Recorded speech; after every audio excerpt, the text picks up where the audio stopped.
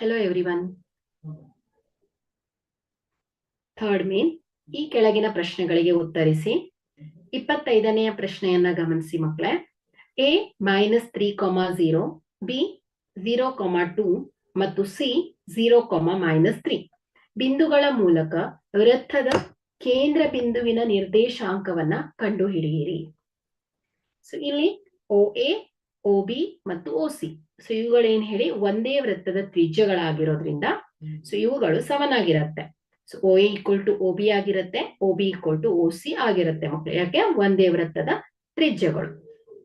So ಈಗ ನಾವಿಲ್ಲಿ ಏನ್ ಮಾಡೋಣ, ಮೊದಲನೇದಾಗಿ OA = OB ಅನ್ನ ನೋಡೋಣ ಮಕ್ಕಳೇ.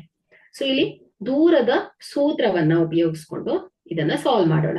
ಸೊ ದೂರದ ಸೂತ್ರ ಏನ್ ಹೇಳಿ, x2 - √(x2 - x1) whole square is equal to y2 - y1 whole square. Okay, so ಇಲ್ಲಿ OA = OB. ಸೊ ಇಲ್ಲಿ OA ನ ಡಿಸ್ಟೆನ್ಸ್ ಏನಾಯ್ತು, OA so x - x2 - x1 whole square, x + 3 whole square plus y + 0 ಅಂದ್ರೆ y² ಆಯ್ತು is equal to so ಇದೇನಾಗುತ್ತೆ OB x2 - x1 whole square plus y2 - y1 whole square. So ಇದೇನಾಗುತ್ತೆ x² so ಇನ್ನೊಂದು 0 ಇದೆ, x² plus y - 2 whole square. So ಇದು a + b the whole square form ಅಲ್ಲಿ ಇದೆ. So x² plus 9 plus 6x plus y² is equal to x² plus a minus b the whole square. So y² plus 4 minus 4y ಆಯ್ತು.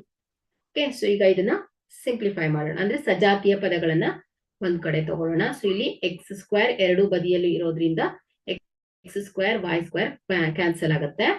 So ಇದೇನಾಯ್ತು 6x plus 9 is equal to ಏನಾಯ್ತು ಹೇಳಿ, 4 - 4y ಆಯ್ತು.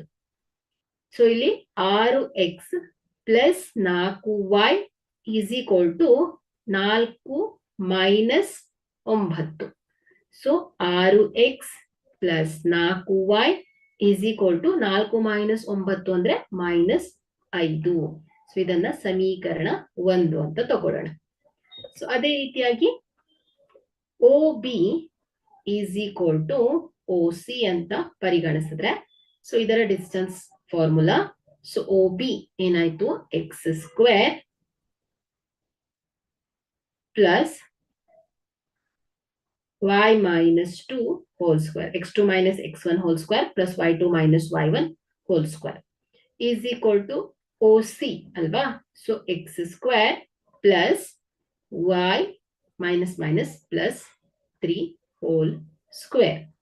So x² plus y - 2 whole square ಅಂದ್ರೆ a - b the whole square.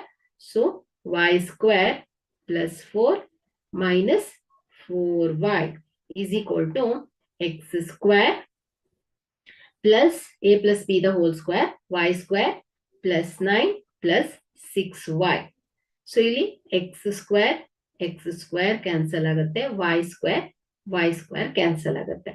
So 4 minus 9 ಸಜಾತಿಯ ಪದಗಳನ್ನ separate ಮಾಡಿ, 4 plus 9 ಇದ್ದು left side ಹೋದಾಗ -9. So plus 4y plus 6y. So 4 minus 9 ಏನಾಗುತ್ತೆ -5 is equal to 4y plus 6y ಏನಾಯ್ತು ಹೇಳಿ, 10y ಆಯ್ತು. So y is equal to ಏನ್ ಹೇಳಿ, -5 divided by 10. 5 ಬಂದ್ಲೆ 5 ಎರಡ್ಲೆ. ಸೊ is equal to ಏನಾಯ್ತು ಮಕ್ಕಳೇ, 1/2 ಆಯ್ತು. ಸೊ ಈಗ ನಮ್ಗೆ y ನ ಬೆಲೆ ಸಿಕ್ಕಿದೆ. ಸೊ ಈಗ y ಬೆಲೆಯನ್ನ ನಾವು ಸಮೀಕರಣ 1ರಲ್ಲಿ ಆದೇಶಿಸಿದಾಗ ನಮ್ಗೆ x ನ ಬೆಲೆ ಸಿಗತ್ತೆ. ಓಕೆ, ಸೊ y ಅನ್ನ ಸಮೀಕರಣ 1ರಲ್ಲಿ ಆದೇಶಿಸಿ. ಸೊ ಇದೇನಾಯ್ತು ಸಮೀಕರಣ 1, 6x plus 4y is equal to -1. So 6x plus 4y ಏನ್ ಹೇಳಿ, -1/2. Is equal to -5.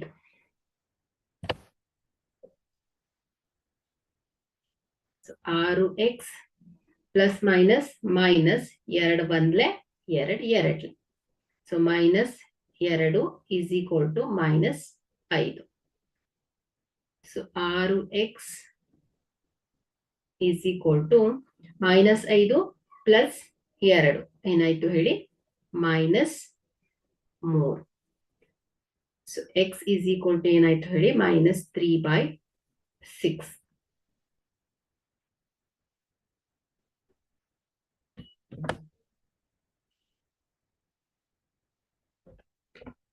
-3/6.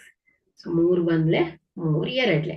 ಸೊ ಹಾಗಾದ್ರೆ ಇಲ್ಲಿ x ಈಸ್ ಈಕ್ವಲ್ ಟು ಏನಾಯ್ತು ಹೇಳಿ -1/2 ಬಂದಿದೆ ಮಕ್ಕಳು. ಓಕೆ, ಸೊ ಇಲ್ಲಿ y ಎಷ್ಟು -1/2. ಹಾಗಾದ್ರೆ ಇಲ್ಲಿ ವೃತ್ತ ಕೇಂದ್ರದ ನಿರ್ದೇಶಾಂಕಗಳು ಏನಾಯ್ತು ಹೇಳಿ -1/2, -1/2 ಆಗಿದೆ. Thank you.